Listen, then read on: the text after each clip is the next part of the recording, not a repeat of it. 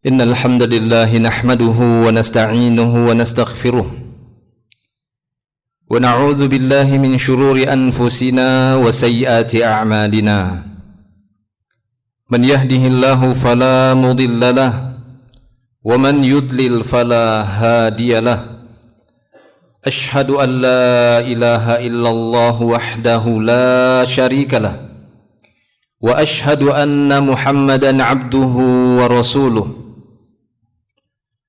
اللهم صل وسلم على رسول الله نبينا محمد صلى الله عليه وسلم وعلى آله وأصحابه ومن تبعهم بإحسان إلى يوم الدين وقال الله تعالى يا أيها الذين آمنوا اتقوا الله حق تقاته ولا تموتن إلا وأنتم مسلمون أما بعد معاشر المسلمين إخواني في الدين رحمني الله وإياكم أجمعين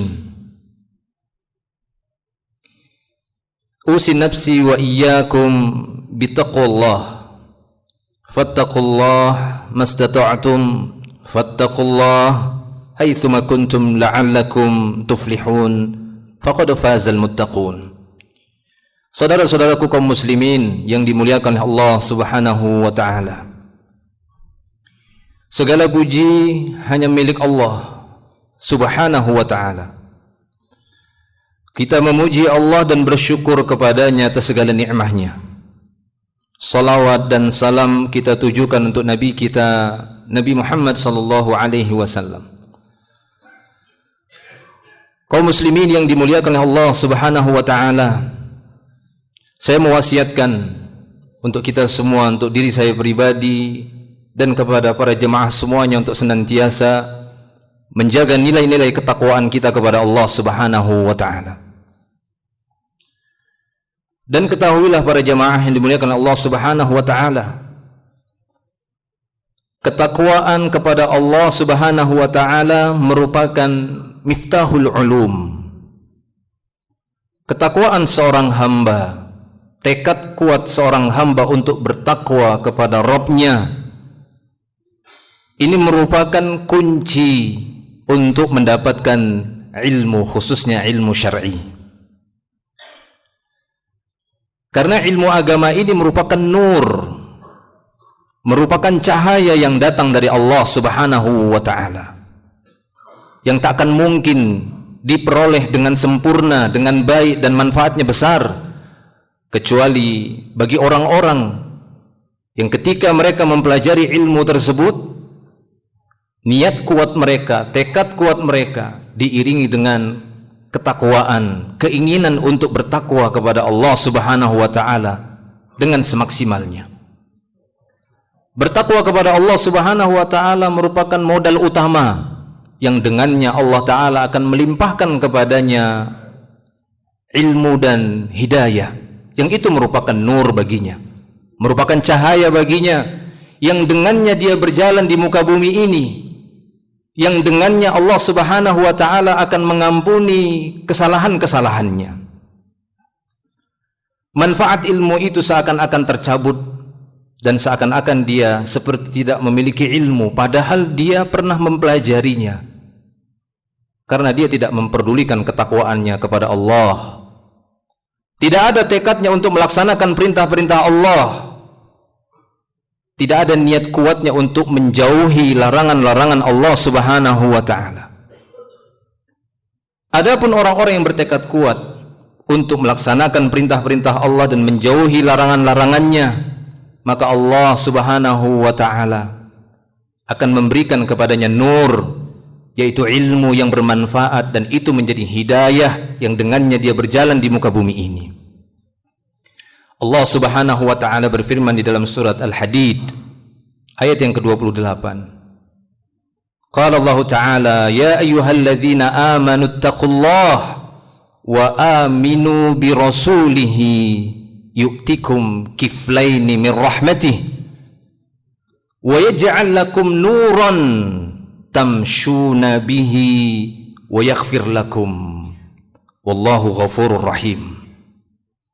Ini kata Rabb kita, Allah Subhanahu wa taala memanggil orang-orang yang beriman, wahai kalian orang-orang yang telah menyatakan keimanannya kepada Allah. Di awal Allah taala menyuruh mereka secara umum. Lalu Allah taala perintahkan kepada kita semua, orang-orang yang menyatakan keimanannya kepada Allah, ittaqullah. Betul-betullah kalian bertakwa kepada Allah. Lalu Allah Ta'ala ikuti, wa aminu bi rasulihi, dan betul-betullah kalian mengimani, meyakini Rasulnya ini, yaitu betul-betullah kita ittiba' kepada Nabi, benar-benar kita ikuti apa yang beliau perintahkan, apa yang beliau larang, maka kita laksanakan semampunya apa yang diperintahkan oleh Nabi SAW, karena ketakwaan itu biqadril istita'ah. Ketakwaan itu memang sekadar kemampuan. Dengan kemampuan yang diberikan oleh Allah Ta'ala pada masing-masing orang yang mungkin berbeda-beda satu dan yang lainnya, namun dia maksimalkan untuk bertakwa kepada Allah. Maka Allah Subhanahu wa Ta'ala setelah memanggil orang beriman, lalu Allah mengatakan, bertakwalah kepada Allah, inilah dia hablum minallah, wa aminu bi rasulihi. Betul-betullah kalian beriman kepada Rasul, kepada Nabi Muhammad sallallahu alaihi wasallam. Kalian dengarkan ucapan Nabi, kalian ikuti perbuatan-perbuatan Nabi yang itu menunjukkan kebaikan, tanpa harus kita tanya dulu ini wajib apakah sunnah, larangan ini makruh apakah haram. Lihatlah para sahabat-sahabat Nabi, Allah Ta'ala memuji mereka di dalam beberapa ayatnya, dalam banyak ayatnya. Nabi kita juga memuji-muji para sahabat di dalam hadis-hadisnya, karena mereka memiliki kaidah yang sangat mulia. Apapun yang datang dari Allah dan Rasulnya, selama kami mampu mengerjakannya dan mampu berkorban atasnya, akan kami lakukan. Itulah dia para sahabat. Ringkasnya dalam Al-Quran sering disebutkan sami'na wa ata'na, dengar taat, tidak sami'na wa fakirna, idza aradna ata'na wa illam nurid lam nuti'. Tidak seperti itu. Mereka tidak mengatakan kami dengar, kemudian kami pikir-pikir dulu, kalau kami mau ya kami kerjakan, kalau enggak mau ya udah tinggalkan. Tidak seperti itu. Mereka datang kepada Nabi ketika mereka memiliki uzur. Ya Rasulullah, saya tidak mampu ini. Ya Rasulullah, saya tidak mampu ini. Maka datang di sana rukhsah. Karena pada asalnya inna dina yusrun, kata Nabi, agama ini mudah, dan Allah menginginkan kemudahan bagi hamba-hambanya. Yuridullahu bikumul yusr, Allah menginginkan kemudahan bagi kalian, kata Allah Subhanahu wa Ta'ala, bagi hamba-hambanya, dan tidak menginginkan kesulitan. Maka pada ayat tadi dalam surah Al-Hadid, ketika Allah Ta'ala memanggil orang-orang beriman, betul-betullah kalian bertakwa kepada Allah. Dan Allah Ta'ala ulangi lagi fi'il iman dengan fi'il amr, wa aminu bi rasulih, untuk penekanan. Allah langsung yang perintah, betul-betullah kalian mengimani Rasul ini, Nabi Muhammad sallallahu alaihi wasallam, enggak setengah-setengah. Kalau kita betul-betul meyakini dan benar-benar meyakini dan mengharapkan syafaahnya, kalau kita benar-benar meyakini bahwasanya kita ingin bersama dia nanti di jannahnya, di telaga beliau sallallahu alaihi wasallam, wa aminu bi rasulihi. Lalu apa buah dari kedua ini? Takwa kepada Allah dan ittiba kepada Rasulullah, mempelajari sunnah-sunnah Rasulullah sallallahu alaihi wasallam, perbuatan beliau, ucapan beliau, apa yang beliau laksanakan, wejangan beliau, apa yang beliau tinggalkan, kita tinggalkan. Maka kata Allah Ta'ala, yu'tikum kiflaini min rahmatih, maka Allah Ta'ala akan memberikan kepada kalian 2 kali lipat dari rahmat Allah Subhanahu wa Ta'ala. Sebagaimana disebutkan oleh Syekh Abdurrahman As-Sa'di dalam tafsirnya, ketika beliau mengatakan makna kiflaini, yakni bermakna Allah Ta'ala memberikan yu'tikum marrah ba'dal ukhra. Allah Ta'ala memberikan kepada kalian rahmatnya, setelah itu dikasih lagi rahmatnya 2 kali lipat dibandingkan yang lainnya, yang setengah-setengah takwanya ataupun yang tidak bertakwa. 2 kali lipat Ini keutamaan bagi orang-orang yang betul-betul menggabungkan antara keduanya, benar-benar bertakwa kepada Allah dan benar-benar ittiba dengan sunnah nabinya, petunjuk nabinya sallallahu alaihi wasallam, mengikuti bimbingan Nabi, dan tidak berhenti sampai di pahala rahmat saja. Yu'tikum kiflaini wa rahmatih wa yaj'al lakum nuran. Kata para ulama, makna nur di situ yakni al-ilmu wal huda. Barokah dari ketakwaan kalian, barokah dari ittiba kalian kepada Nabi Muhammad sallallahu alaihi wasallam. Allah berikan kalian rahmatnya 2 kali lipat, dan Allah berikan kalian nur, yaitu ilmu wal huda. Tamshuna bihi yakni fil ardi, yang dengan nur tadi, bihi yakni bin nur, kalian berjalan dengan nur Allah tadi, dengan ilmu dan petunjuk Allah di muka bumi ini. Ketika manusia melakukan aktivitas di muka bumi ini, walaupun dia telah memiliki ilmu, walaupun dia telah berada di atas hidayah, nah di sini kita katakan yang namanya anak Adam pasti ada kekurangan, pasti ada kesalahan. Lalu tetap Allah menggandengkan, setelah Allah mengatakan tamshuna bihi wa yaghfir lakum, Allah ikuti dengan maghfirah. Sekalipun Allah sudah memberikan dia nur, sekalipun Allah telah berikan dia petunjuk, ilmu, dia berjalan dengan ilmu itu di muka bumi ini, bergaul dengan manusia, dengan keluarganya, dengan Allah, dengan ilmu, dengan petunjuk Allah subhanahu wa ta'ala, pastinya dia ada kesalahan. Itu tidak mungkin, karena manusia, anak keturunan Adam, bukan malaikat. Lalu Allah Ta'ala mengikutinya dengan wa yaghfir lakumullahu ghafurur rahim, dan Allah Ta'ala maha pengampun lagi maha penyayang. Maka dari itu para jemaah Allah subhanahu wa ta'ala, ketakwaan merupakan modal utama.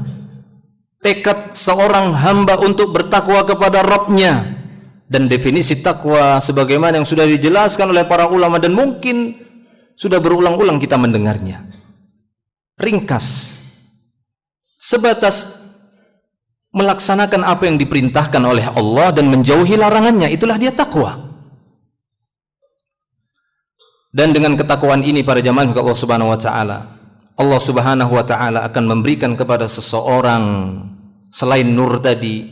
Di dalam ayat yang lain, dalam surah Al-Anfal 29, Allah subhanahu wa ta'ala berfirman, ya ayyuhalladzina amanu in tattaqullah yaj'al lakum furqanan. Hai orang-orang yang beriman, jika benar-benar kalian bertakwa kepada Allah, Allah akan berikan kepada kalian furqan. Apa ini makna furqan? Secara bahasa makna furqan dari farq, sesuatu yang bisa memisah. Oleh karena itu banyak di antara para ulama, dan ini di antara tafsir yang banyak dipilih oleh para ulama, bahwasanya makna furqanan di situ yakni faslan bainal haqqi wal batil. Sesuatu yang bisa memisah sehingga tidak ada kesamaran lagi, dan dia faham ini yang hak, ini yang batil. Di mana sebagian besar manusia tersamar mana yang hak, mana yang batil. Kadang sesuatu yang batil dia bela dan menganggap bahwasanya oh ini kebenaran. Kenapa? Karena Allah tidak memberikan sifat furqan padanya. Kenapa tidak diberikan oleh Allah? Karena kurang ketakwaannya kepada Allah. Ketika sudah diberikan furqan, maka dia akan mampu memisah, melihat dengan ilmunya, dengan nur Allah tadi, dengan ilmu, dengan huda, sehingga dia bisa menilai. Minimalnya dia bisa menyelamatkan dirinya, sekalipun orang-orang tidak mau mendengar perkataannya.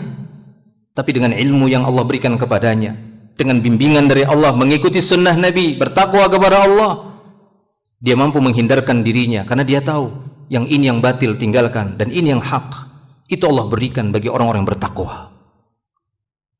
Ada sebagian ulama yang lain mengatakan bahwasanya makna furqanan di sana adalah makhrajan. Dan ini juga banyak penafsiran para ulama terdahulu memaknai kata furqanan di sana adalah makhrajan fid dunya wal akhirah, seperti yang ditafsirkan oleh Ibnu Abbas, Ikrimah, Mujahid dan yang lainnya. Kata mereka makna furqanan, Allah berikan mereka makhraj, yakni solusi, jalan keluar dari setiap permasalahan yang mereka hadapi. Allah Ta'ala akan berikan solusi kepada mereka. khususnya di dunia. Terlebih lagi yang diharapkan adalah solusi dan kebebasan dari api neraka di yaumil akhir nantinya.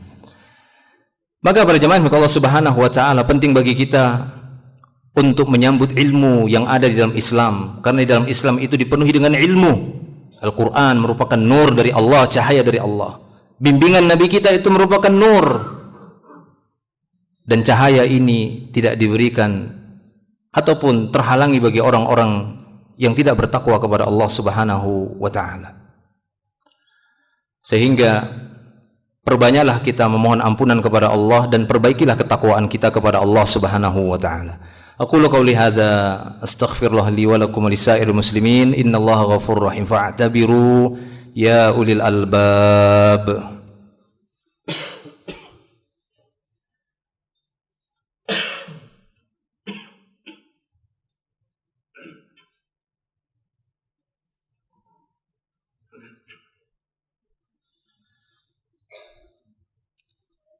Alhamdulillahi rabbil alamin, wassalatu wassalam ala ashrafil anbiya'i wal mursalin nabiyina Muhammadin sallallahu alaihi wasallam wa ala alihi wa ashabihi wa man tabi'ahum bi ihsanin ila yaumiddin, amma ba'd. Ikhwani fid din rahimani Allah wa iyyakum ajma'in.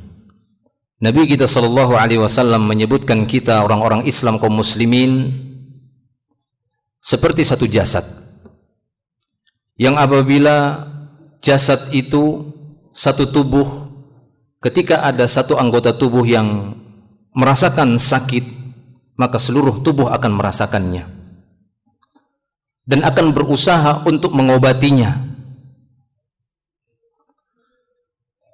Sebagaimana disebutkan oleh Nabi kita sallallahu alaihi wasallam dalam hadisnya diriwayatkan Imam Muslim. Beliau sallallahu alaihi wasallam bersabda, "Al-muslimun karajulin wahidin." Kaum muslimun itu seperti satu jasad. Idza ishtaka 'ainuhu ishtaka kulluhu wa idza ishtaka ra'suhu ishtaka kulluhu. Apabila matanya sakit, maka seluruh anggota badannya akan merasakan sakit. Apabila kepalanya pusing sakit, maka seluruh badannya pun tidak akan enak untuk beraktivitas. Inilah perumpamaan dari Nabi kita sallallahu alaihi wasallam untuk orang-orang Islam, untuk kaum muslimin. Ketika didapati ada kaum muslimin di belahan bumi manapun yang sampai informasinya kepada mereka, mereka sedang tersiksa, mereka sedang disakiti, dizalimi, maka kaum muslimin yang lainnya akan merasakan sakitnya apa yang mereka rasakan. Dan sakit yang dirasakan oleh saudara-saudara kita kaum muslimin yang ada di Palestina, di Gaza, maka rasa sakit yang mereka derita itu pun kita rasakan hari ini. Betapa sakitnya kaum muslimin ketika mendapati saudara-saudaranya, terutama kaum muslimin hari ini, yang mereka disakiti, dizalimi, maka kita pun merasa tersakiti. Maka sebagai kaum muslimin yang bersaudara dan seperti satu jasad, kata Nabi sallallahu alaihi wasallam, di mana kalau kita mendapatkan pada jasad kita, pada jasmani kita ada yang sakit, pastinya kita akan berpikir bagaimana cara untuk mengobatinya, berusaha untuk mencari obatnya, setidaknya mengurangi rasa sakitnya walaupun kita bukan sebagai penyembuhnya. Maka demikianlah para jamaah Allah Subhanahu wa taala, berusahalah, berfikirlah dengan tetap koridor syar'i. Bagaimana caranya agar kita bisa mengurangi rasa sakit yang saat ini sedang dialami oleh saudara-saudara kita, khususnya yang ada di Gaza, yang ada di Palestina. Apa yang bisa kita berikan untuk mengobati rasa sakit mereka, maka berikanlah. Apakah itu dengan doa, semoga Allah Subhanahu wa taala menyembuhkan mereka, menyelamatkan mereka, menghindarkan mereka dan memberikan kemenangan kepada mereka, ataukah kita betul-betul mengirimkan obat ke sana atas luka-luka yang mereka derita, atau mengirimkan hal-hal yang bermanfaat bagi jiwa mereka agar mereka terhibur dan mereka mengetahui bahwasanya mereka itu punya saudara, walaupun tidak senasab, walaupun tidak sebangsa, walaupun tidak sewarna kulitnya, tapi Allah Subhanahu wa taala telah mempersaudarakan kita semua. Innamal mu'minuna ikhwah. Orang-orang beriman itu bersaudara, seperti saudara sekandung, walaupun mereka tidak sekandung. Tapi kalau kita akan melihat bahwasanya kita semua sama dari satu bapa, yaitu Nabi Adam alaihissalam. Semoga kita bisa memberikan manfaat yang besar, memberikan bantuan kepada saudara-saudara kita yang saat ini sedang tersakiti di Palestina ataupun di Gaza ataupun di belahan bumi yang mereka terzalimi dan tersakiti oleh musuh-musuh Allah Subhanahu wa taala. Allahumma salli ala Muhammad wa ala ali Muhammad kama sallaita ala Ibrahim wa ala ali Ibrahim innaka Hamidun Majid. Allahumma barik ala Muhammad wa ala ali Muhammad kama barakta ala Ibrahim wa ala ali Ibrahim innaka Hamidun Majid. Allahumma ighfir lana walil muslimina wal muslimat wal mu'minina wal mu'minat al ahya'i minhum wal amwat innaka antal ghafurur rahim. Rabbana zalamna anfusana wa illam taghfir lana wa tarhamna lanakunanna minal khasirin.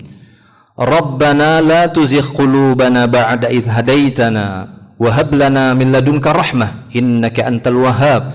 Ya muqallibal qulub thabbit qulubana ala dinika wa ta'atik.